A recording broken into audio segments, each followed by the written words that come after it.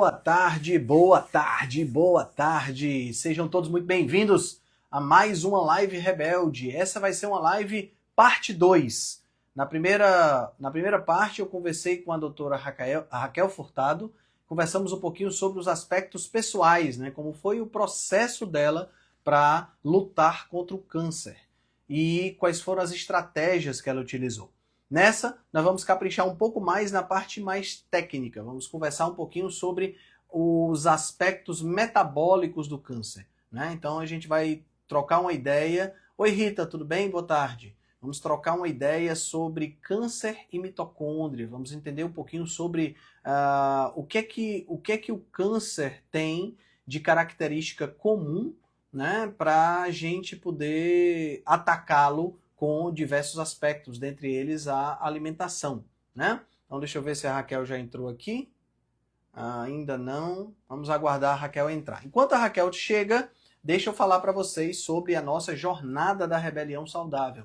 A Jornada da Rebelião Saudável é um evento online, tá? Que começou em 2021. Né? Hoje nós estamos no 5º aniversário da jornada e essa jornada vai ser super especial. Para vocês entenderem, a jornada é um evento online que acontece de segunda a domingo. São 3 palestras por dia, de segunda a sexta. No sábado nós temos uma mesa redonda para tirar dúvidas. E no domingo nós temos as palestras internacionais. Esse vai ser o formato da 5ª edição da jornada. Tá? Eu venho anunciando aí periodicamente os palestrantes, né? Vocês já devem ter visto aí no feed. Tem um grupo especial, que é o grupo de esquenta da jornada, que está bombando lá, não só com muita gente, mas onde eu estou fazendo os anúncios antecipadamente. Então, se você quer conhecer mais, quer saber mais detalhes, entra no grupo do Esquenta, o link está na minha bio, tá? Para que você possa saber antecipadamente, não só os palestrantes, mas também quando a gente vai abrir a venda dos ingressos. O evento vai acontecer do dia 20 ao dia 26 de outubro, tá? Muito bom. Doutora Raquel já está por aqui.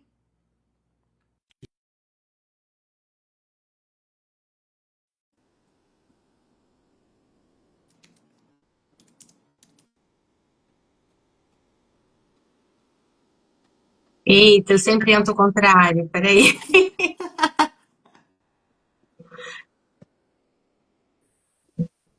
Entrei, tô Muito chique aqui, com seus óculos online. bloqueadores de luz azul. Pois é, o povo acha que é pra ser diva pop. Pode ser também, gente, mas é exatamente pra isso, pra bloquear a luz azul. Tudo bem? Como é que estão as coisas por aí? Tudo bem, graças a Deus, Henrique, tudo em paz. E aí, com você, a Aqui, família? aqui tudo ótimo, tudo ótimo. O pequeno crescendo bastante, tá tudo indo super bem. Graças a Deus, que bom. Que coisa boa você ter aceitado o convite de estar aqui mais uma vez, Raquel. Fico muito honrado de você ter aceitado o convite, obrigado, tá? E hoje, para ver se a gente entra um pouquinho mais na parte mais científica, né? Vamos ver se a gente consegue abordar um pouco mais essa questão do câncer, né? E da origem metabólica do câncer, né? Então, só Exatamente. para o pessoal que não acompanha, ou que da última live para cá, podia estar em Nárnia ou qualquer lugar desse, fala aí 2 minutinhos de onde você vem e quem é a Raquel. Tá bem. Antes, eu é que agradeço o convite, me sinto mesmo lisonjeada, é uma honra fazer parte aqui um pouquinho da tua jornada como profissional. Eu sou médica, Henrique, sou diabética tipo 1 desde os meus 14 anos de idade, enfrentei aí uma série de desafios com a compulsão alimentar, a bulimia nervosa, e depois eu tive um carcinoma metastático no retroperitônio, raro, que me levou a conhecer de fato o que hoje é a minha maior bandeira, que é a defesa, né, do nosso cuidado, da prevenção, principalmente do ponto de vista metabólico e hormonal, defendendo isso através de hábitos de vida que não são passageiros, mas que são estáveis. Então, basicamente, foi o que a gente falou na primeira live, né? Uhum. E a gente vai falar mais sobre essa visão, de fato mais científica, por que que a dieta cetogênica faz sentido, por que que o jejum faz sentido, não só para quem já teve câncer e não quer mais ter, ou para quem está lutando contra um, ou para quem nunca quer ter uma doença dessa, nesse diagnóstico sombrio, e como é que a gente pode se proteger mais. Excelente. Então, vamos começar daí então. É, Sim, quais são as características? Porque assim, o câncer é uma doença multifacetada, né? exato. Ah, ele tem características diferentes. Assim, a principal hoje, infelizmente, né? A principal vertente de câncer sugere que ele é um acúmulo de mutações. Mas a gente sabe que tem Exatamente. coisas mais assim, vamos dizer, mais comuns a todos os cânceres, que é essa questão metabólica, né? Então Exatamente. fala um pouquinho pra gente, Raquel, exatamente disso. Onde é que está onde é que está exatamente essa diferença metabólica do câncer? Por que ele é diferente de uma célula normal? Beleza. Antes O disso, que desculpa, antes disso, o que é câncer? O que é que, né? Exatamente. Vamos começar por aí. Tá, vamos. Então é assim, o câncer é, pode ser uma massa tumoral ou até não ter massa, como no caso das leucemias, né? Ou seja, são células que são defeituosas e que têm um metabolismo defeituoso e que conseguiram fugir do o sistema imunológico, que é o maior responsável por tirar essas células de circulação. Então, todos os dias, Henrique, nós produzimos células defeituosas, mas Certo. essas células passam pelo crivo do sistema imunológico, que quando vem que elas estão realmente fora, como numa fábrica, né? Uma célula um produto que é fabricado com defeito, passa lá pelo sistema de qualidade da fábrica e tira aquilo ali para aquilo não ir para o mercado com defeito. Basicamente, a célula cancerígena pode se desenvolver em praticamente qualquer tecido do corpo, e é isso, é uma célula que, a rigor, assim, a grosso modo, é uma célula defeituosa. Só que a visão clássica, né, da oncologia diz pra gente exatamente o que você falou no início. Bom, na verdade, surgem mutações, né, genéticas que vão ativar oncogenes, que vão bloquear mecanismos supressores tumorais que nós temos no corpo. Já essa visão do câncer como uma doença metabólica diz que não, que na verdade as mutações genéticas são consequências de uma situação previamente de uma disfunção mitocondrial, ou seja, a mitocôndria, que é a nossa usina de produção de energia, ela sofre uma disfunção e aí a célula se vê obrigada a pegar uma outra rota metabólica, que a gente vai entrar mais a fundo, né? Que seria uma glicólise fermentativa, vamos tentar falar isso de uma maneira mais Uhum. acessível para as pessoas. E aí, as alterações genéticas, na verdade, seriam consequências dessa instabilidade metabólica que foi causada primariamente pela disfunção da mitocôndria, Entendi. ok? Então, quer dizer, o câncer seria uma doença mitocondrial Exatamente. dentro Inicialmente dessa seria por aí. visão, né? Dentro dessa Dentro visão dessa seria visão, por uma aí. doença Exatamente. mitocondrial, certo? Exatamente. É. E, Então, se eu pegar assim, se eu tivesse a perspectiva de pegar uma célula cancerosa e analisar a mitocôndria dessa célula, essa mitocôndria estaria com defeito, certo? Exatamente, exatamente. É isso que começou lá com os estudos do Dr. Otto Warburg, na década de 20, né, que era um médico alemão. Uhum, Naquela altura, ele, obviamente, pelas limitações até científicas, ele não conseguiu avançar muito, mas o que ele notou, ele evidenciou, que de fato se confirma, é que o seguinte, a célula cancerígena, ela tem um metabolismo diferente, e ele conseguiu ver isso através da formação do ácido lático, que ficava ali no microambiente tumoral. Então, ele percebeu que as células tumorais sempre tinham em volta delas uma, uma, um acúmulo, uma concentração alta do ácido lático, que as células saudáveis não têm. Porque como é que as nossas células saudáveis, Henrique, produzem energia? Né? Acho que é legal a gente explicar isso para as pessoas. sim. Ou seja, na presença de oxigênio, nossas células fazem o que a gente chama de respiração celular. Ou seja, a partir de uma molécula de glicose, a célula consegue produzir 36 moléculas de energia, né, que é o ATP. Aí, quando a célula está doente, né, a célula cancerígena, ela não consegue produzir essas 36 moléculas de ATP.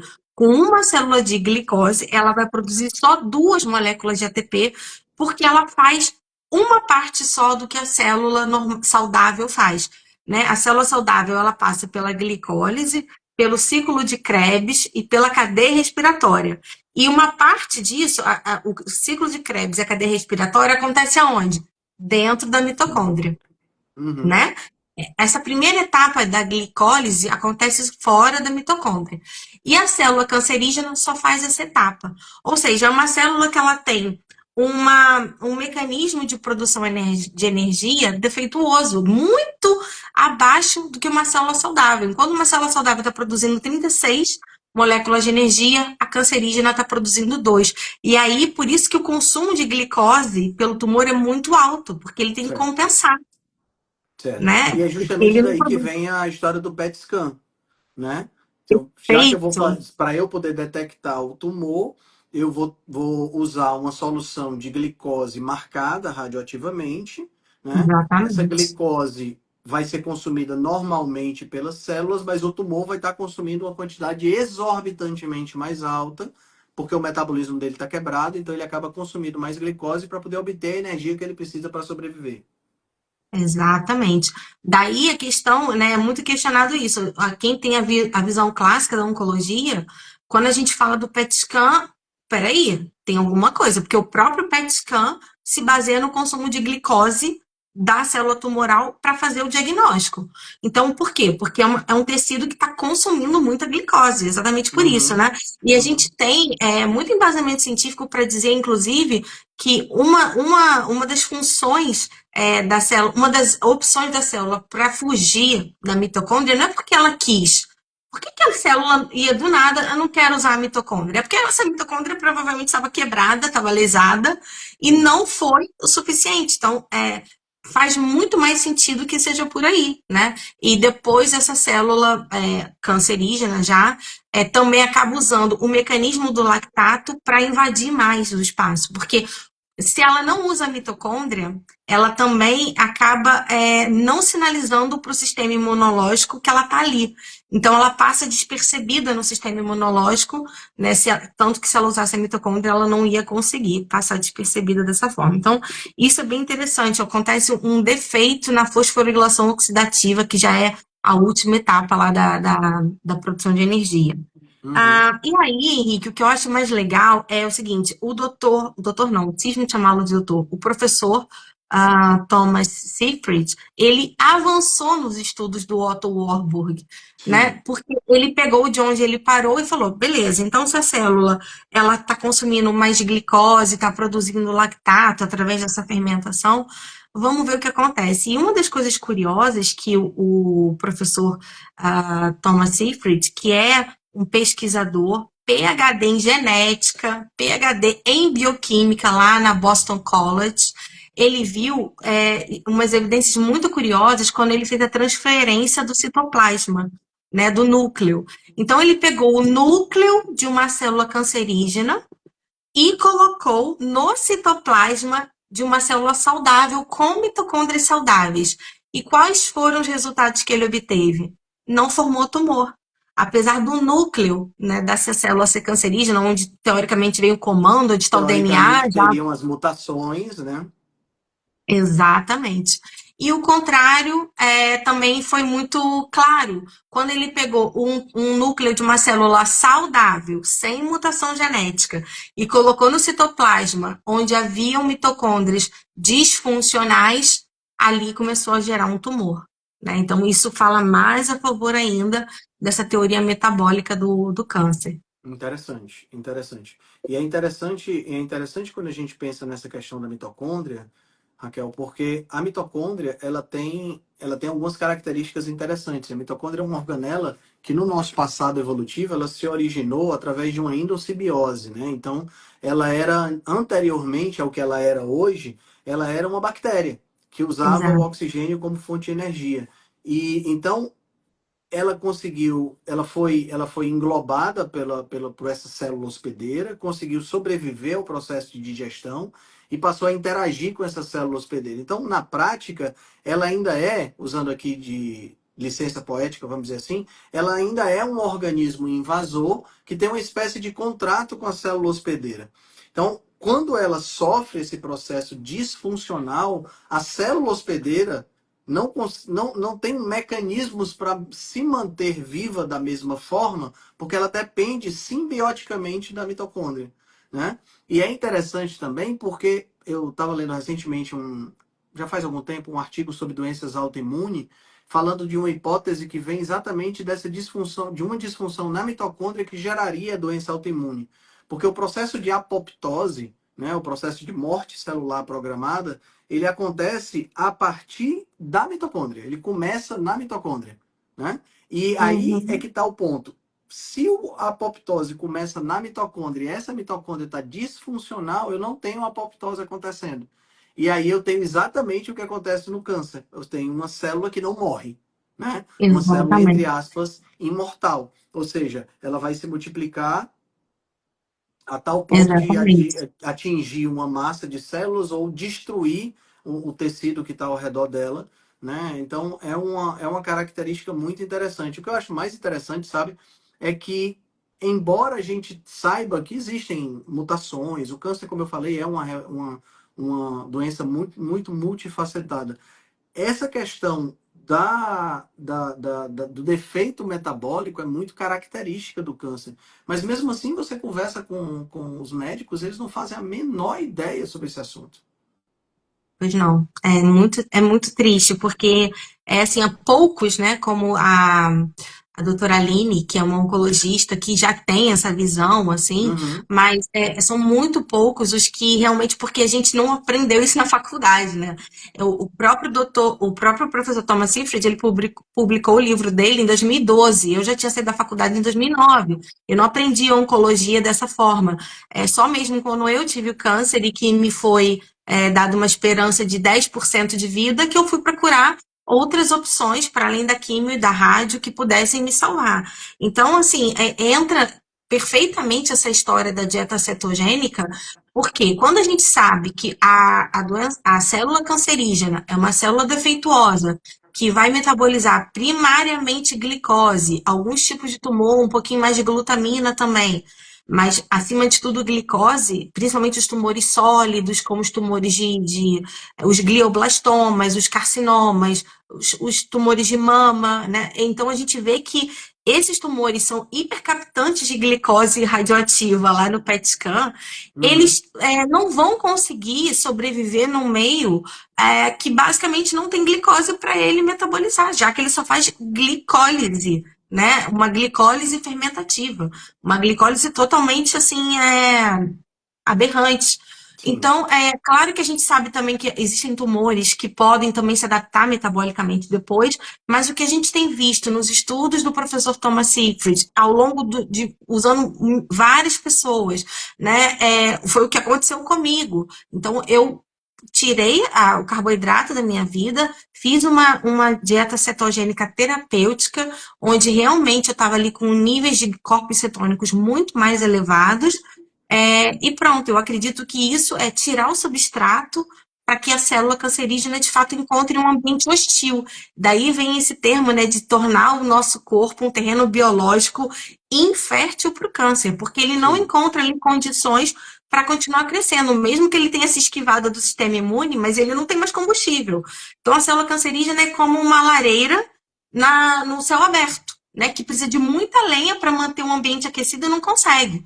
Já em contrapartida, a célula saudável é uma lareira dentro de casa, que está no ambiente que ela consegue aquecer, ela consegue ser funcional sem Uhum. precisar de tanta lenha para ser queimada e se manter ali a brasa resultando, né? Interessante. E eu acho que vale a pena o pessoal entender essa questão que você comentou no início, e que eu acho que a gente pode também dar uma pincelada, que nesse exato momento, todos nós estamos produzindo células defeituosas, né? Eu acho que é, aí é onde está o grande lance em cima do que você acabou de falar do terreno fértil. Se eu estou produzindo por padrão, né? Por default, como a gente chama, né? Se eu sempre vou Exato. produzir, na hora que eu estou dividindo as minhas células, sempre há o risco de eu produzir células defeituosas, então essas células defeituosas não encontrando um terreno fértil, elas não progridem.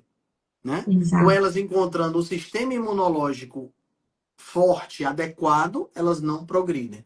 Então, assim, o segredo não está em eu. É claro, quanto mais eu previno com uma boa nutrição, com exercício físico, a gente vai falar de todos esses aspectos, menor vai ser a produção de células defeituosas também. Mas elas vão aparecer de qualquer forma, não tem jeito. Porque é inerente ao Exatamente. processo de vida o aparecimento de células defeituosas. Então, eu tenho que cuidar do terreno, Perfeito. né? Perfeito. Cuidar Exatamente do isso. terreno é a coisa mais importante de todas, né? E a maioria das pessoas não faz a mínima ideia do que nós estamos falando, né? Por quê? Exatamente. Porque quando a gente fala em cuidar do terreno, a gente está falando em hábitos, eu posso dizer assim, hábitos macro e hábitos micro. Os hábitos macro incluem o quê? Primeira coisa é a alimentação. Sem Como dúvida. é que está a alimentação das pessoas? A alimentação está adubando, está tornando o solo mais fértil ainda para o surgimento do câncer. Né? Por quê? Porque Exato. eu tenho o PET scan detecta um câncer através do consumo exagerado de glicose. E o que é que tem na maioria da alimentação das pessoas? Glicose. Glicose. E às vezes, né, Henrique, a gente fala até sobre os grãos, e as pessoas falam, ai, você é muito fundamentalista, você é Muito exagerado. radical. Radical, é, exatamente. É, cara, gente, grão é amido que no final das contas vai chegar no nosso sangue sob a forma de glicose. Então, fruta tem frutose, cargas altíssimas de frutose, dependendo da fruta, que vai chegar no seu sangue sob a forma de glicose. Então, no final das contas, no frigir dos ovos, se veio de uma maçã, de uma banana, de um feijão, ou de um brigadeiro, é claro que os ultraprocessados, eles têm, além da glicose, outras substâncias químicas que também são nocivas para o nosso organismo, tá? Então, assim, no final das contas, ok, não dá para comparar a, a fio, assim, se o biscoito Oreo, que tá ali cheio de conservante, de corante, de um monte de porcaria, é tão ruim quanto uma banana, não é isso. Mas em termos de carga glicêmica e de glicose, que é o substrato principal de uma célula cancerígena, pode ser que vai dar o mesmo, né? O terreno vai estar ali cheio de adubo para o câncer, se você está comendo carboidrato todos os dias. Então, assim, Henrique, foi muito boa a sua colocação nesse sentido de será que hoje o meu corpo é um terreno fértil para o câncer? Bom, a alimentação é um dos pilares mais importantes. Se você come muito carboidrato, mesmo que você não coma ultraprocessado, que é aí o top do ruim, mas se você está comendo muito grão, né, pouca proteína e gordura animal, você tem que vigiar melhor isso aí, porque de fato pode ser que você não esteja adubando o seu terreno para ser fértil para a saúde, né? Sem Isso é dúvida. importante colocar. Sem dúvida. E eu acho assim, embora seja uma colocação polêmica, né, as pessoas precisam entender que bioquimicamente falando, não tem diferença do açúcar que está na banana para o açúcar que está no Oreo, tá? O açúcar é exatamente o mesmo, chama-se sacarose e é uma substância só. O que a gente pode dizer que é diferente é a matriz alimentar que não existe no Oreo e que existe na banana. Então, se for para pensar, eu sou muito menos adaptado a comer Oreo do que a comer banana, óbvio. Isso aí, não, Exato, pelo amor de Deus, né? No exato, entanto, no entanto, a carga a quantidade de açúcar presente num biscoito Oreo e numa banana é muito parecida. E isso aí acaba gerando um ambiente que não é um ambiente adequado para essa um ambiente que acaba sendo não é que não seja adequado, pelo contrário, um ambiente que é muito adequado para a proliferação de células oncológicas, de células cancerígenas, né? exato, Então exatamente. é complicado porque a gente vive num mundo hoje, Raquel, que idolatra os açúcares, vamos botar aqui entre aspas, de origem natural. Então, idolatra a banana, né? Uhum. Idolatra a maçã, idolatra todos esses frutos, quando na realidade a gente tem que o mais interessante seria você manter uma moderação com esse tipo de alimento, talvez até deixar para as exceções mesmo, né? Exato, com certeza. Existe um viés assim mas é natural, sabe? Então, gente, veneno de cobra é natural, né? A gente tem que ter cuidado com que, natural, mas ok. Mas ele não foi feito pra gente, né? Foi feito justamente mais para os animais herbívoros. Um orangotango tá comendo um monte de maçã e banana, legal pra ele. Ele foi feito para isso. Um coelho tá comendo frutinha, cenourinha, legal. O coelho foi feito para isso. Nós não. Então, daí vem essa ideia da gente fazer uma dieta cetogênica mais ainda carnívora, porque a gente sabe que a gente tem um trato gastrointestinal muito mais preparado para comer proteína e gordura animal, né? Sem dúvida, isso é cada vez mais inquestionável. E aí, Henrique, a gente esbarra, infelizmente, nos interesses, né, da indústria, Claro. que dificilmente a gente sabe que vão investir em estudos com o nível de evidência científica que a gente quer que tenha, porque isso seria caríssimo e pouco rentável. Então, não tem sentido, do ponto de vista econômico, financeiro, para um laboratório financiar esses estudos, mas é aquilo, a gente tem evidências fortes até pela antropologia e pelo que a gente tem visto, assim, pessoas tendo cura de doenças autoimunes, curas de cânceres de vários tipos, né? Eu sou um exemplo, mas existem vários outros que entram em remissão baseado nisso. Então, assim, eu inclusive quero aproveitar o espaço aqui para contar uma novidade. Eu fui convidada pelo próprio professor Thomas Seyfried para integrar a Sociedade Internacional de Oncologia Metabólica. Que legal. Para mim foi uma Parabéns. honra, assim, fiquei muito feliz. Vou participar do primeiro encontro agora, já na quinta-feira. E para mim foi muito legal, porque apesar disso ainda ter bases ainda mais teóricas, apesar dele ter dezenas de estudos científicos publicados, o livro, Uhum. a gente ainda enfrenta muito esse desconhecimento, como você falou há pouco, da parte dos próprios médicos, né, Henrique? É muito Sim, lamentável isso. sim, sim. Vamos, aproveitando que você tocou nesse assunto, nossa, parabéns pelo seu convite, né? Nada. Show de bola, isso é muito bom. E é bom porque você vai ter agora não só a experiência prática, mas uma gama de conhecimentos que você vai poder traduzir para as pessoas da língua portuguesa, né? Isso é muito legal. Exato, O material praticamente todo a respeito disso está em inglês, né? Acho que exatamente. não tem, praticamente ninguém tem nada traduzido para o português, né? Não, não Então tem já é nada. uma, Tá, já é uma você coisa não tem nada. muito legal mesmo. Então assim, agora, Raquel, explica pra gente por que a dieta cetogênica vai ajudar nessa questão do câncer. Porque assim, a gente já entendeu que a mitocôndria está disfuncional no câncer, né? Que ela não está fazendo o processo de produção de energia como ela deveria.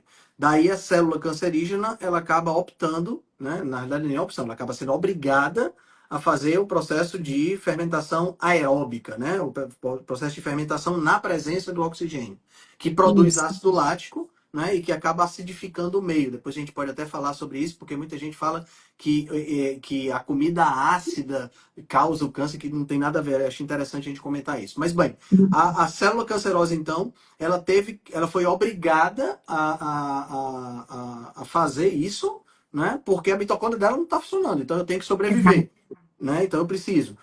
Onde é que entra a dieta cetogênica aí? Por que a dieta cetogênica vai fazer com que essa célula não se desenvolva ou até mesmo pode matar essa célula? Bom, dieta cetogênica basicamente é onde o macronutriente principal vai ser gordura. O que é macronutriente? É tudo aquilo que pode virar energia, né? Até a própria proteína pode virar energia, não é comum, mas acontece. Então nós temos três macronutrientes: proteína, os carboidratos, a glicose e a gordura. Quando a gente faz uma dieta cetogênica, o mais abundante vai ser gordura. Então, o nosso metabolismo vai ter que passar a fazer o processo de beta-oxidação, que é a forma através da qual o corpo transforma a gordura que está entrando em energia. E justamente pela célula cancerígena ser uma célula defeituosa, ela é incapaz de fazer beta-oxidação. Hum, Então, de uma maneira bem simples, você não faz beta-oxidação, você não obtém energia, você não come. Então ela morre de fome, porque não tem substrato. Não tendo glicose viável para ela, né? Ela não vai conseguir continuar proliferando. Então a célula cancerígena no início, ela inclusive, mesmo que tenha ali à volta algumas células com a mitocôndria saudável, ela ainda vai usar a mitocôndria que está lá, não para produzir energia, mas vai queimar aquela mitocôndria como para usar para produzir nucleotídeos, aminoácidos, lipídios, para produzir as células filhas dela, as células tumorais filhas, né? Para a estrutura da célula, daquele tumor que está crescendo. Mas depois, se não entra mais glicose, porque a pessoa está numa dieta cetogênica, como é que ela vai se reproduzir? E mais, Henrique, a dieta cetogênica casa muito bem com o jejum. Porque quando a gente come muita gordura, a gente consegue ficar em jejum por longas horas.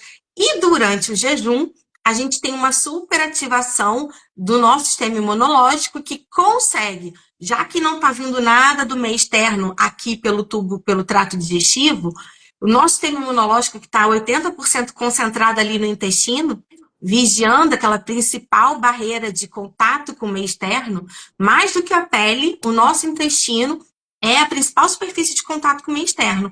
Então, se o intestino está tranquilo, né? É igual aquele policial que está lá na fronteira no aeroporto. Chegou um monte de voo junto, o policial tem que fazer a imigração daqueles passageiros todos. Mas não, olha, não está chegando nenhum voo agora. Então, o policial pode olhar mais para dentro. Deixa eu arrumar aqui dentro de casa e ver o que está realmente, né, errado. E aí o sistema imunológico consegue fazer melhor a apoptose, que é essa morte programada celular.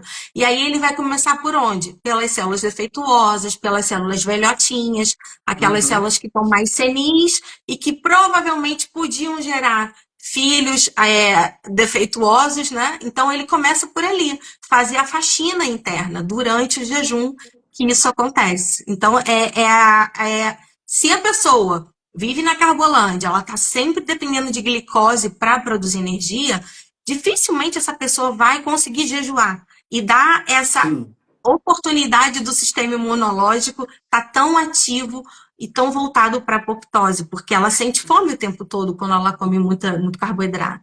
é verdade, é verdade. Muito interessante você ter comentado essa questão do jejum, porque não é só a hiperestimulação do sistema imunológico, mas no próprio jejum você também tem um incremento da produção de cetonas, né?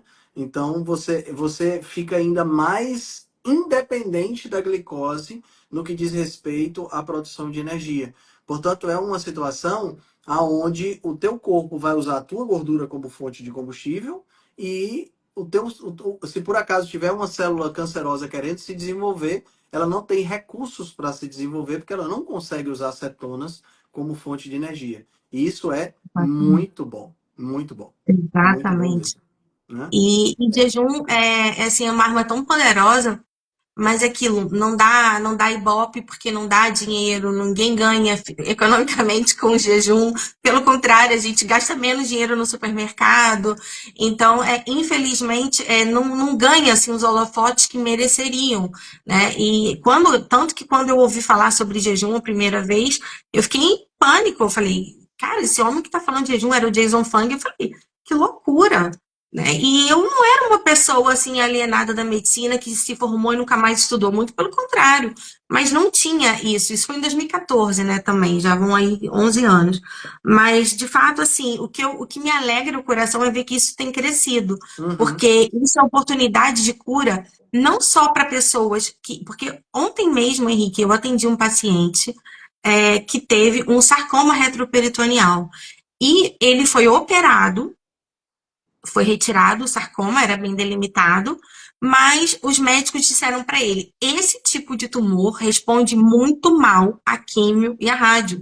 Então não tem mais nada que a gente possa fazer para você. E ele me procurou, eu abri uma sessão, porque minha agenda está lotada, para atender no domingo, porque eu não tenho mais horário na agenda, porque a questão que ele me colocou foi: Raquel, e agora? né? Quem me garante que durante a cirurgia, inclusive, não caiu na minha circulação uma célula tumoral que está aqui dentro do meu corpo e vai se implantar em outro órgão e eu estou realmente livre do câncer. Então, é uma esperança para pessoas que têm tumores como esse, que não vão responder bem a quimio e a rádio, e a clássica oncologia parou por ali, olha. O que propuseram para ele foi de 3 em 3 meses, a gente vai fazer uma ressonância magnética para ver se cresceu ou não. Ou seja, não temos nada mais para oferecer para essa pessoa. Temos, né? Então, é isso, é tornar o corpo dele um terreno infértil para câncer, né? Por acaso, a profissão dele é muito exposta à radiação, então tem esse outro lado também, né? Uhum. E uma das coisas que eu sugeri para ele eu não ganho nada, né? Não é collab, não ganho nada, mas é começar a usar bloqueadores de radiação. Eu tenho no meu telefone, né? De uma marca chamada Spiro, Spiro, não ganho nada, gente, infelizmente, mas é um negócio que você compra é um negócio que você compra e nunca mais precisa comprar de novo. E é interessante usar, principalmente quando a gente vai viajar de avião, aeroportos, são lugares que tem muito eletromagnetismo e sim podem causar alguma mutação. Foi o que a gente falou, você falou muito bem no início.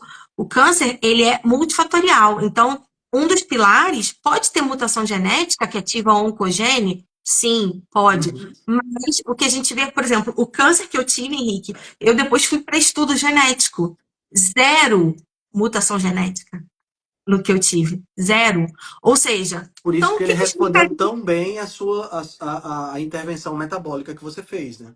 Exatamente. Não tinha nenhum critério genético. Tanto que na minha família eu não tenho nem vó, nem parente de primeiro grau, nem de segundo, nem de terceiro, com nenhum tipo de câncer, nem aqueles mais banais. Zero. E eu tive uma coisa freak, uma aberração. Mas por quê? Porque foi o que eu falei.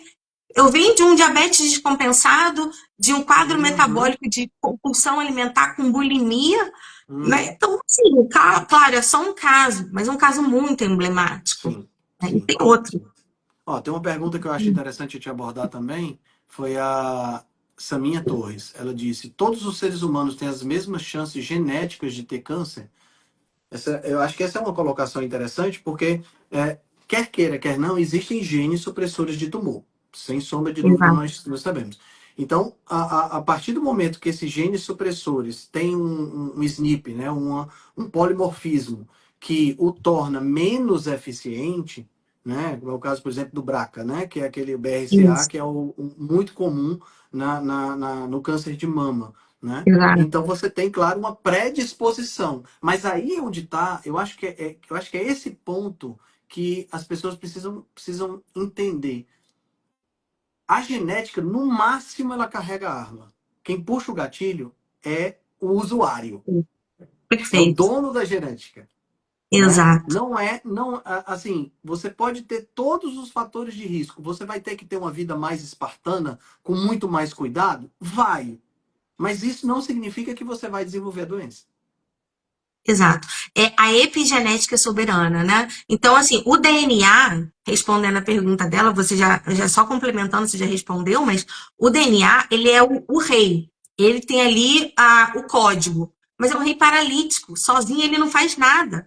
Ele não tem o poder de se expressar se não aparecer lá um RNA mensageiro que foi produzido por uma proteína que teve um estímulo. Que estímulo é esse? Toxinas, metais pesados, hábitos de vida, né? Se você fuma, se você não fuma. São esses fatores que epigenética, na própria etimologia da palavra, já diz epi, o prefixo epi se refere acima de, ou seja, é o que está acima da genética, é o que manda na genética. Então, a nossa epigenética, que é o que a gente pode controlar, se eu vou fumar, se eu não vou fumar, se eu vou treinar ou se eu vou ter uma vida sedentária, se eu vou me expor a muita toxina ou não, isso depende muito mais de mim. Ainda que eu tenha lá um oncogene, minha família toda tenha lá no meu estudo genético.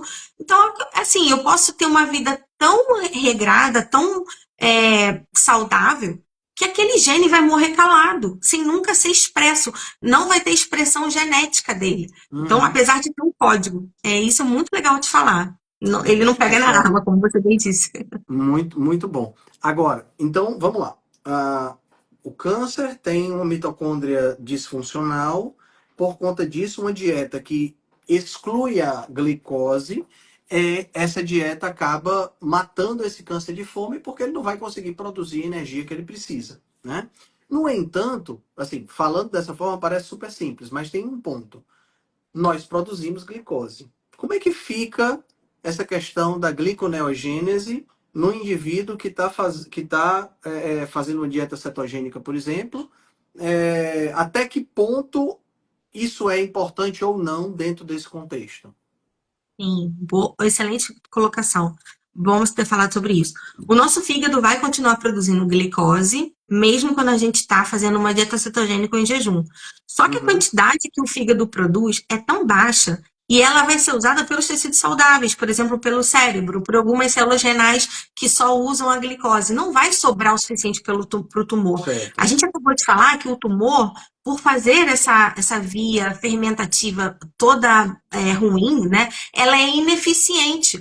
Uma molécula de glicose num tumor só produz duas de energia, duas de ATP.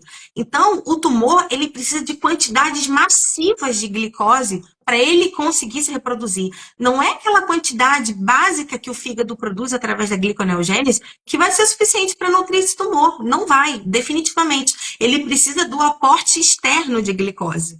Né? E se isso não está acontecendo, ainda que o seu fígado produza glicose, fica descansado que isso não alimenta o tumor a ponto dele conseguir se proliferar, produzir metástases, não é o suficiente. Entendi, entendi. Excelente, excelente. Então nós não temos uma quantidade suficiente de glicose sendo produzida. Perfeito. Agora, você comentou, Raquel, sobre tumores que usam glutamina como fonte de energia. Fala um pouquinho sobre isso, o que é glutamina e como. Porque assim, como é que eu posso utilizar isso a meu favor, no caso? Sim, perfeito. A glutamina é um aminoácido, inclusive presente nas carnes, né? Nas proteínas animais em diferentes proporções. E aí algumas pessoas podem questionar, então se eu fizer uma dieta mais carnívora com câncer, eu vou estar dando glutamina, isso vai fazer o tumor crescer. O que a gente sabe, os estudos, principalmente do professor Secret, mostram que há mesmos tumores que são mais glutaminérgicos, que usam mais glutamina, ainda assim dependem de glicose e é numa proporção Uhum, menor. E a quantidade também de glutamina que tem nas carnes também não é o suficiente para alimentar o tumor. Porque lembra sempre disso, gente, o tumor é por que as pessoas com câncer emagrecem? Porque o metabolismo da célula tumoral é de puxar a glicose. Então ela começa a emagrecer porque mesmo que ela coma lá um monte de carboidrato, aquilo está sendo muito usado e não está mais sendo armazenado na forma de gordura dela. Então a gente, sim. inclusive, começa a desviar, né? É a mesma coisa como quem tá com verme. A pessoa que está com verme não emagrece porque o verme está comendo a glicose. Então, quando também você está com câncer, você vai emagrecer porque o teu tumor está comendo aquela glicose toda que você está ingerindo. Então você não engorda mais, né? A maioria das pessoas acabam perdendo peso. Então é isso, ele tem um metabolismo extremamente ativo. Então a glutamina que está na carne também não é o suficiente. O Dr. Thomas faz questão de frisar isso, o professor Thomas, de que ele a quantidade de glutamina das carnes não é suficiente para alimentar esses tumores mais glutaminérgicos. Geralmente são os tumores de próstata, né? Inclusive os tumores de próstata, é interessante dizer que muitas vezes eles dão um falso negativo no PET scan, né? Porque o Hum, homem com a próstata, com tumor na próstata faz e não capta tanta glicose ali no PET scan dele. E pode ser um falso negativo, porque ele já é mais da glutamina, uhum. tá? E tem também Interessante. alguns tumores, os tumores que não são sólidos, como a leucemia, os linfomas também. Alguns tumores de rim e fígado também podem ser um pouquinho mais glutaminérgicos. Ainda assim, as estratégias cetogênicas ajudam muito por isso, porque mesmo nelas, claro que aí vai ter que ser individualizado. Uma pessoa que tem um tumor que seja mais glutaminérgico, por exemplo, a gente vai fazer uma cetogênica não tanto com tanta carne que tem glutamina, por exemplo, né? Uhum. Vai individualizar nesse sentido, Claro. E não só né? isso, mas se você pensar numa dieta cetogênica, a dieta cetogênica ela não é hiperproteica.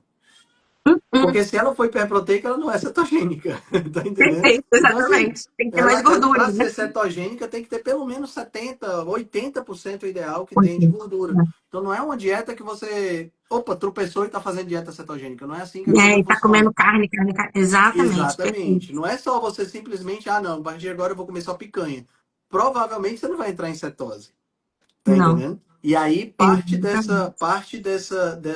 desse efeito positivo não vai acontecer. Ok, a Exato. alimentação, portanto, é um ponto extremamente importante e vai te ajudar nesse aspecto da remissão do tumor e vai, claro, também ajudar na prevenção, né? Porque se eu não estou comendo açúcar, né? Se eu não estou comendo. Porque isso eu acho interessante aqui lembrando mais uma vez, eu estou produzindo células cancerosas agora. Se eu não estou comendo açúcar, então eu já estou, por pressuposto, matando essas células de fome, né?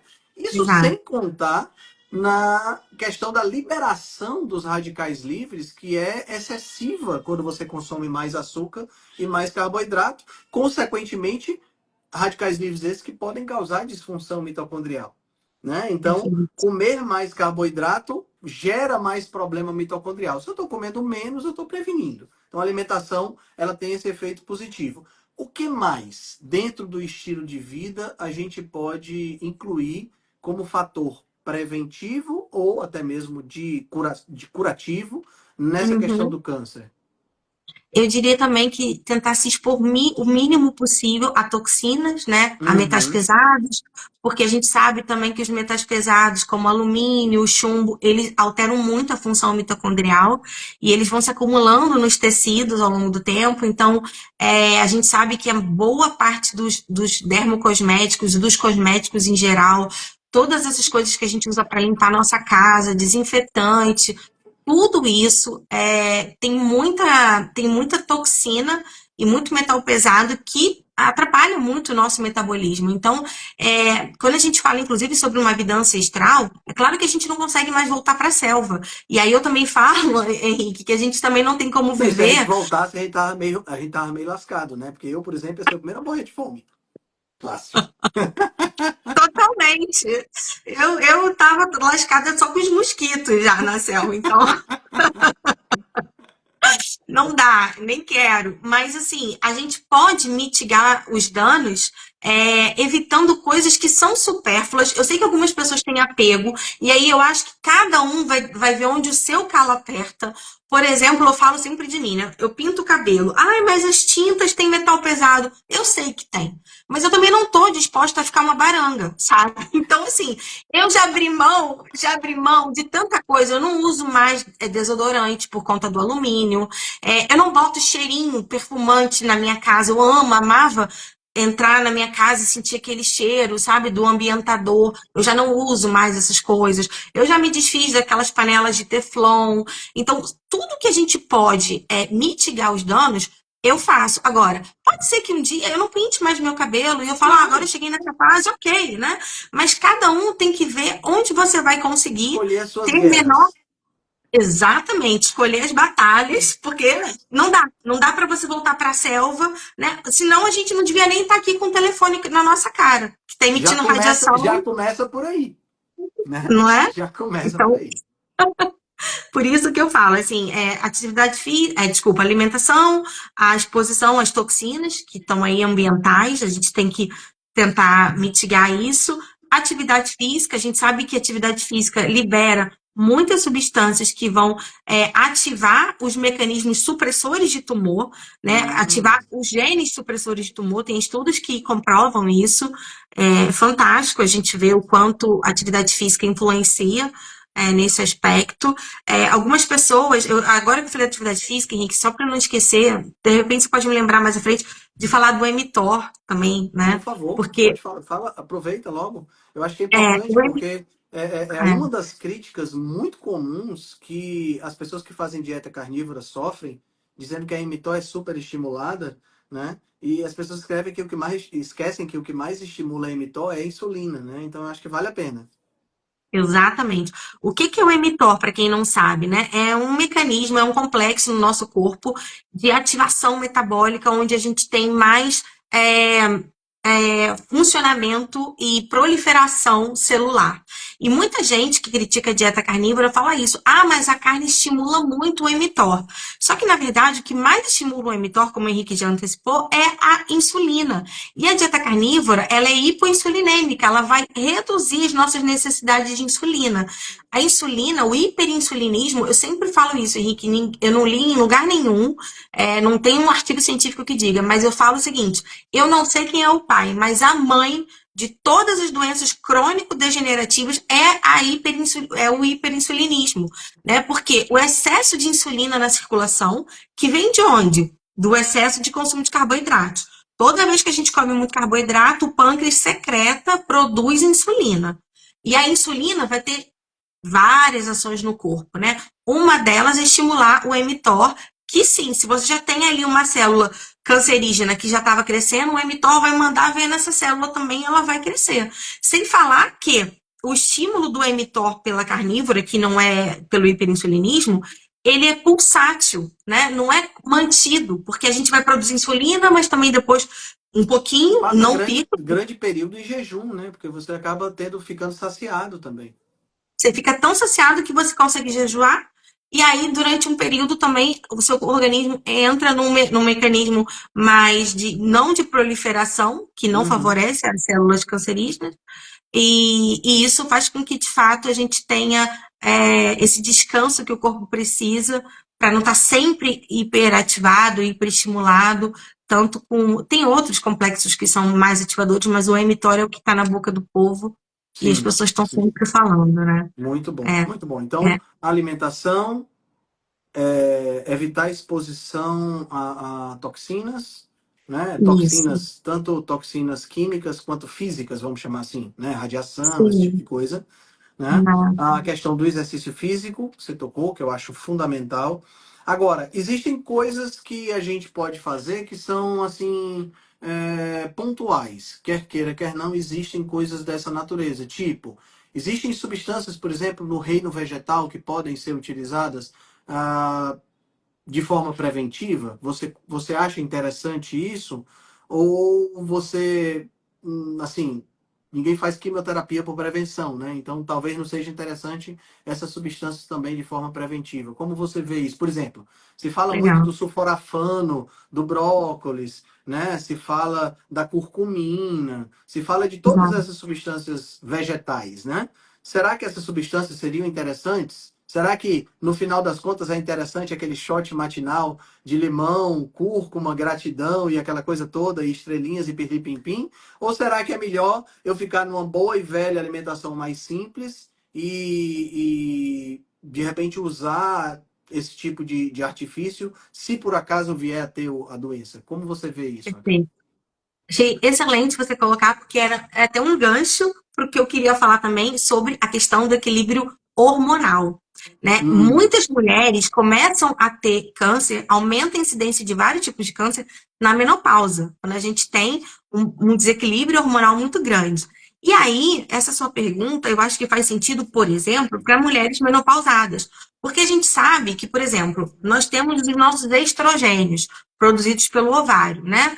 Que é o estradiol, a estrona, que também é produzida mais pelos tecidos periféricos, principalmente por gordura corporal, e o estriol, que é um estrogênio de potência menor.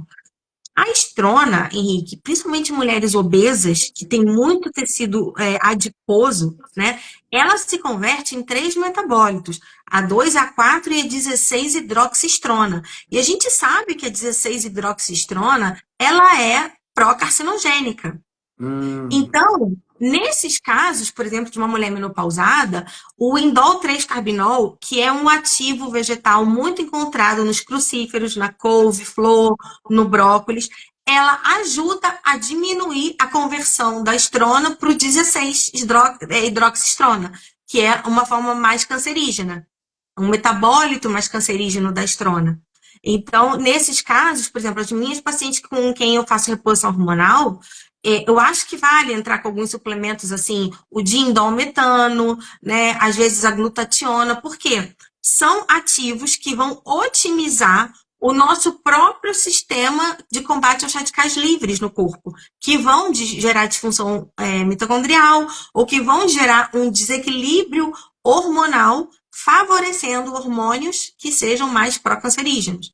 Então, aí sim. Agora, uma pessoa jovem, saudável, que não está na menopausa, não acho que precisa sabe, dessas coisas que dificultam muito a vida, de pós e não sei o quê, mas para alguns casos específicos eu acho bem válido. E aí você pensa isso na forma de ativos manipulados ou você pensa isso na forma de alimentação? Ativos Será que, por manipulados. exemplo, eu comer brócolis, sei lá, 100 gramas por dia, isso vai fazer diferença na ingestão? Não vai, né?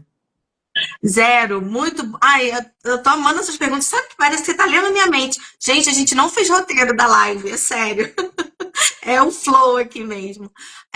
Não compensa comer o vegetal, porque para você ter um mínimo de indol 3-carbinol ativo no seu corpo, né, que seria aí mais ou menos uns 200 miligramas, você tem que comer uns 2 quilos de couve cheio de agrotóxico, porque principalmente esses vegetais, eles, por ter uma superfície de contato assim bem, não é lisa, ela é bem áspera, Uhum, uhum. gasta muito pesticida ali, né? Então, o morango, que também tem essa superfície de contato, o brócolis, a couve-flor, tudo que é assim tão áspero, gente, isso para agarrar pesticida é uma maravilha.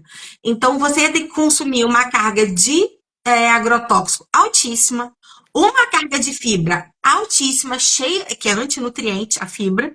Então, não compensa. É aí que eu acho que a manipulação é válida, porque a gente extrai do vegetal só Certo. aquele ativo que a gente quer, né? Bota numa cápsula e toma sem antinutrientes, sem agrotóxicos, sem pesticida. E aí sim compensa. E isso ressalta uma coisa que eu venho falando já há algum tempo, de que se você quer comer, é bicho.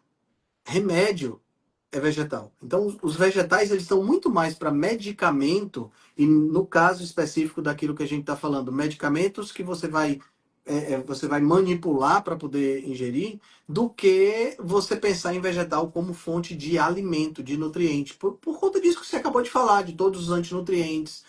Os agrotóxicos são os mais recentes na nossa alimentação, né? Mas tem artigo mostrando que a maior parte dos pesticidas que você vai encontrar nos próprios vegetais, então, o título do artigo é 99,99% dos pesticidas são de origem do próprio vegetal, né? Quer dizer, então não vale a pena você ficar comendo quilos e quilos de vegetais crucíferos querendo aproveitar o efeito antitumoral de determinada coisa. É claro, eu gosto de comer. Tudo bem, aí é outra história. Eu gosto de Exato. comer aspargo, por exemplo, né? A Nasha Winters fala muito Uhum. do aspargo, né? É, Eu gosto de comer brócolis. Ok, mas uma coisa é você gostar de comer, outra coisa é você se exato. empanturrar desses negócios e aí você acaba deixando de comer, de ingerir alimentos que são muito mais nutritivos e que vão te ajudar muito mais, né? Na dieta cetogênica, por exemplo, né? Sem Então, dúvida. Se você come um pratão de brócolis e couve-flor e uma carne vermelha do lado, aqueles nutrientes da carne que também estão ali, a carnitina, coenzima Q10, o ferro, a B12, que de fato fariam diferença na sua função mitocondrial, boa parte vai sair no seu cocô, porque as fibras do brócolis e da couve-flor, que também estão no prato, não vão deixar o seu intestino absorver. Então, uhum. acaba que você está botando um ouro no prato ali cheio de nutrientes que vai ser mal aproveitado, por ser mal absorvido com acompanhamento ali que não está ajudando muito. É verdade, é verdade. Boa, então vamos lá. Só recapitulando aqui para a gente ir para o próximo ponto. Tá, Alimentação, exercício físico, evitar o contato com toxinas, né, toxinas e fatores ambientais físicos que podem gerar câncer. Essas coisinhas pontuais vai depender de uma análise individual e deve ser feito tá. sempre na forma de um manipulado para você poder ter o controle da quantidade e uma quantidade que seja ativa. Eu acho que isso é interessante o pessoal entender. Quando você olha para um estudo que diz assim, o brócolis é um anticancerígeno, não sei o quê. Aí quando você vai ler o estudo, os caras fizeram um estudo, um estudo preliminar feito em placa de Petri. Gente, qualquer coisa que eu colocar numa cultura de células, que eu pingar em cima, ou vai matar ou vai nutrir essas células. Não tem muito para onde correr, porque são Pois células é, que estão lá se nutrindo daquele meio de cultura. Eu pego uma gota de sulforafano e coloco lá dentro. Nunca que eu vou ter essa mesma quantidade ingerida se eu estou comendo brócolis, né? Então não faz sentido. exatamente. Fala um pouquinho pra gente, eu acho que esse é um tópico também muito interessante, porque a gente tem uma tendência hoje, Raquel, a separar a saúde mental da saúde física, né? Ah, não, meu problema é só depressão, não tenho nada no corpo. Meu amigo, você acha que seu cérebro e sua mente estão aonde? Estão na esquina? Né? Não faz sentido. A gente só tem uma saúde e inclui Exato. todo o corpo, né? Então, até que ponto a saúde mental, psicológica, pode influenciar? E aí, dentro desse mesmo aspecto, fala um pouquinho para a gente também do estresse. Perfeito! Cereja no topo do bolo. Não consegui ainda achar uma frase carnívora para substituir essa cereja no topo do bolo, para já estar assim. Mas a gestão emocional, Henrique, é, sem dúvida, muito importante na gestão e na prevenção e no controle de tudo quanto é tipo de doença. Só para deixar isso bem concreto, tem um experimento, quem não conhece, depois dá uma entrada na internet e pesquisa os experimentos da Amy Cuddy. Essa mulher fez um seguinte experimento. Ela pediu para pessoas fazerem poses de poder. Tipo aquela pose da Mulher Maravilha ou do Super-Homem. Botar a mão na cintura, estufar o peito, cabeça erguida, durante, acho que foram 20 minutos, cada voluntário. E antes dessa pose, ela mediu no sangue níveis de hormônios dessas pessoas e depois. Bom, e depois pediu para essas mesmas pessoas fazerem poses encolhidas, introvertidas, como se elas estivessem tristes. Então, abaixar a cabeça, ficar mais encolhida, cruzar os braços. E também doseou os hormônios depois. Ela viu o seguinte: depois dessas pessoas ficarem mais em poses de poder, elas inclusive conseguiram estar mais leves mentalmente, os níveis de testosterona delas subiram no sangue. E na saliva, desculpa, não foi no sangue, na saliva. E quando elas ficaram nas poses de tristeza, subiu no sangue os níveis de cortisol e desceu de testosterona. Então, isso prova o quanto os nossos pensamentos, as nossas emoções, elas interferem, inclusive, no nosso eixo endócrino, né? Na nossa produção de hormônios. Eu sinto isso muito na pele por ser diabética tipo 1. Então, o Sim. cortisol, que é o hormônio que aumenta principalmente quando a gente está em períodos mais estressantes ou com a energia mais triste, mais embaixo, ele é imunossupressor. Né? Então, a gente sabe que ele vai diminuir o nosso sistema imunológico. Bom, com o sistema imunológico suprimido ou ineficaz, a gente falou a live toda, as chances de desenvolver um tumor é maior, sem dúvida. Então, se você está sempre deprimido, triste, ansioso, ansiedade, inclusive, que aumenta mais ainda o cortisol do que a depressão propriamente, você não está hormonalmente favorecendo seu corpo a ser um terreno fértil para a saúde. Né? Então, a gente vê isso na prática. Assim, eu vejo que quando passo por uma fase mais estressada, o meu controle glicêmico fica mais difícil, porque o cortisol também aumenta a resistência insulínica. Então, eu tenho que tomar mais insulina. Para quem não é diabético, não está monitorando, mas está acontecendo no seu corpo. Se você está muito ansioso, você está com nível de cortisol alto, você vai ter resistência insulínica, vai ganhar peso, vai ter uma dificuldade enorme de emagrecer. Né? A gente vê isso até na própria fertilidade. Né? Quando as mulheres estão ansiosas para engravidar, não conseguem, passa um tempo, elas relaxam, ou até porque desistem, aí elas vão e engravidam. Então, a gestão do estresse, a gestão emocional, Henrique, ela é muito importante e muito negligenciada no manejo da saúde, tanto na prevenção Sim. quanto no tratamento. Muito bom. Raquel, a gente está chegando aqui já com uma hora de live e assim, eu quero ser respeitoso com o teu tempo. A gente poderia conversar muito sobre esse tema, né? Mas me fala, que outro tópico você gostaria de abordar que eu não te perguntei ou que porventura você acha que passou? O que é que você gostaria mais de comentar Eu só dentro desse colocaria assunto? Eu só colocaria, Henrique, assim, numa visão ampla e mesmo integrativa, a partir da saúde espiritual. E quando eu falo de Hum, saúde espiritual, eu não estou falando só de quem crê em Deus e quem não crê. A própria visão da neurolinguística, né, da PNL, ela entende que saúde espiritual é aquilo que está fora de mim, né, aquilo que me transcende. Então, para quem crê em Deus, a sua saúde espiritual pode ser a sua relação com Deus. Mas para quem não crê, é a sua relação com a sociedade, com o seu ecossistema, né, as suas relações interpessoais. E isso também interfere muito na nossa saúde. Nós somos seres biopsicossociais. Então, o espiritual seria essa parte social. Com quem eu me relaciono? Como é que tá a qualidade dos meus relacionamentos com Deus, com meu cônjuge, com meus filhos, com meus colegas de trabalho? Isso influencia, mas não determina a nossa saúde. E aí entra também a parte em que a gente precisa aprender a criar estratégias de blindagem e de Sim. limites, mesmo quando a gente está em ambientes tóxicos, que a gente daí não consegue sair, né? Há pessoas que têm pai e mãe tóxicos, e aí você não tem como Sim. escolher seu pai e sua mãe, né? Ou então seu chefe, seu ambiente de trabalho, você não pode pedir Uhum, demissão agora. Como é que uhum. você faz? Existem formas da gente bloquear, e se blindar disso, porque isso também afeta a nossa saúde. É, muito bom, muito bom. Eu acho que isso mostra, sabe, Raquel, como nós somos ao mesmo tempo complexos e como nós não podemos ser divididos em departamentos, né? Porque o que a gente fez de René Descartes para cá foi dividir o corpo humano em diversos departamentos estanques e separados. Nem são Exato. estanques e nem são separados, né?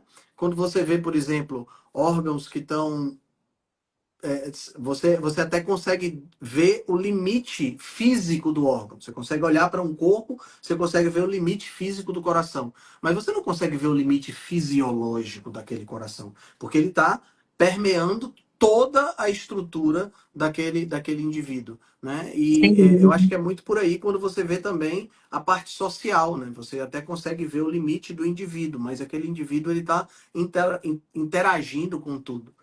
E a gente perde Exatamente. muito quando a gente tenta separar demais, né? Compartimentalizar demais, porque aí a gente começa a ter os compartimentos não conversam entre si. E na hora que os compartimentos não conversam entre si, a coisa tá acabada. É como, por exemplo, você vê a dissonância cognitiva que tem o indivíduo vai para a sala do PET scan, diagnostica que tem câncer usando um bocado de glicose.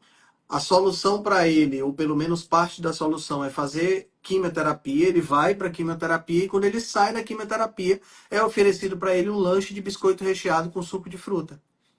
Tá entendendo? Quer dizer, é uma Uhum. dissonância cognitiva que não faz absolutamente nenhum sentido.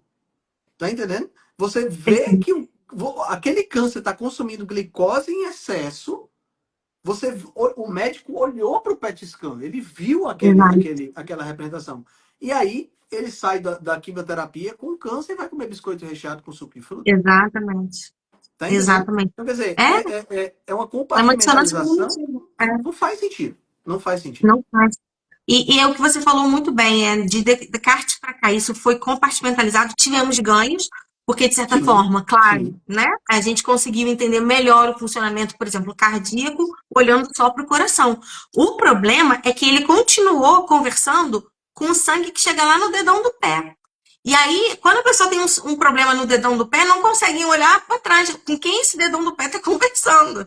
E É, trata só o dedão problemático. Só que é, aquele dedão não tá sozinho ali, gente. Ele tá conectado com o corpo todo. é, E é isso. É perfeito a sua colocação. A gente compartimentalizou demais, muito foi perdido. E eu acho que integrar essa visão é um desafio que a gente vem aí batalhando nas últimas décadas para tentar refazer esse é. caminho. E ao mesmo tempo, né, como seres humanos, nós somos limitados, né? Por mais que a gente tenha hoje a inteligência artificial e a gente tenha os computadores chegando a níveis estratosféricos de capacidade de processamento, a gente nunca vai entender tudo por completo. É por isso que muitas vezes eu vejo esses sensacionalismos de está sendo pesquisada uma pílula para você tomar que vai simular o exercício físico. Meu irmão, você não entendeu nada. Não Não tem entendeu nada. nada.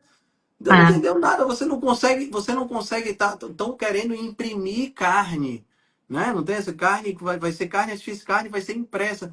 Gente, é. assim, é um nível de arrogância de achar que entendeu o processo por completo, que eu não consigo imaginar como é que a pessoa chega nesse nível de arrogância, entendeu?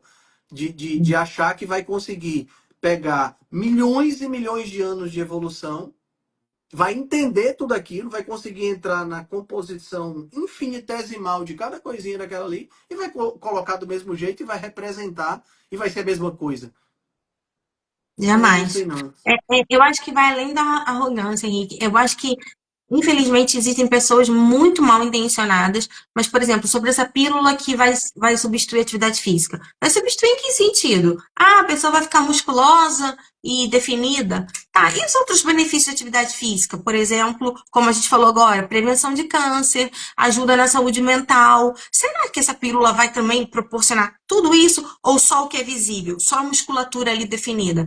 Então, gente, não caiam em artimanhas muito fáceis, porque o ser humano é complexo. Tudo aquilo que promete demais com muita facilidade, a gente tem que ter a capacidade de questionar e falar, mas será que isso substitui na totalidade bons hábitos? É por isso que eu acho que por mais que a gente avance na tecnologia, com bons fármacos e tudo mais, eles podem até ser bem-vindos, mas eles jamais vão substituir o que o bom e velho dia a dia nos entrega. Gerir a saúde física, mental, emocional, espiritual, vigiar aquilo que não está legal, aprender a estar mais em contato com a natureza, e tirando um tóxico de cada vez, se você não consegue tirar tudo. Isso para mim é insubstituível, Henrique.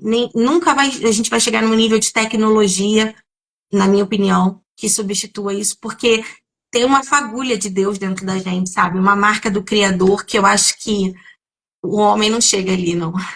Muito bom. Última pergunta para encerrar. Estão perguntando qual é a marca dos seus óculos. Não sei. Eu comprei na Amazon e não vem escrito nada neles. Nada. Juro, gente. Ah, não, tá escrito aqui. Red. Eu falei que não vem escrito nada, é ótimo. Red Terra. Red de vermelho, hífen Thera. Comprei na Amazon, gente. A Amazon também, se quiser me patrocinar, o Red Terra, estamos aí. Mas foi super baratinho. Eu nem lembro quanto foi. Eu acho que eu paguei no máximo uns 20 euros nele, ou menos. E, e é isso. Mas o Muito bom. importante é que sejam de luz, de lente vermelha, porque a lente amarela, ela filtra parcialmente, não. Esse aqui filtra 99%. Muito bom, muito bom. Raquel, minha querida, mais uma vez, muito obrigado pela tua participação, muito obrigado pelo teu conhecimento, muito obrigado por se doar aqui pra gente. Parabéns mais uma vez pelo convite. Eu tenho certeza que seu perfil agora vai dar um salto quantitativo, não que seja ruim, mas vai aumentar ainda mais, né? Porque o Thomas Amém. Seyfried, ele é não sei nem como é que define, né? Porque ele é um cara extraordinário. Quando eu tive a oportunidade de entrevistá-lo, eu fiquei, sabe, ele falando e eu ficava tão encantado que eu esqueci até de fazer as perguntas com, né? Eu acho ele fantástico. Eu acho ótimo quando ele perde a paciência por conta da mentalidade tradicional. Eu acho muito legal. Também E ele é um adoro. cara, né? Ele é ótimo. Ele é um cara muito Me legal. O livro identifico muito dele com isso. o livro dele é maravilhoso, né? E eu tenho certeza que você vai aproveitar bastante. E nós, por consequência, vamos aproveitar também com a sua presença lá na Espero sociedade. contribuir mais ainda, estando na sociedade do Thomas. Quando ele me fez o convite, Henrique, eu tive que ler 200 vezes, eu não estava acreditando, sabe? Eu mostrei para minha amiga, eu falei, é isso mesmo? Ele me convidou para entrar. Que legal, que legal. Parabéns Alegria, mais muita uma vez. felicidade. Muito obrigado Obrigada. mesmo por estar aqui com a gente. Pessoal, a live vai Obrigada. ficar gravada, vai lá para o YouTube, vai para o podcast. A doutora Raquel, ela está aqui no Instagram. Raquel, o teu Instagram é doutora DRA. Rachel Furtado. Rachel Furtado. Pronto. Para o pessoal seguir, tá bom? Um beijo grande, minha querida. Boa noite para ti. Beijo, Henrique. Obrigada. Um beijo a todos. Tchau, Tchau, gente. tchau.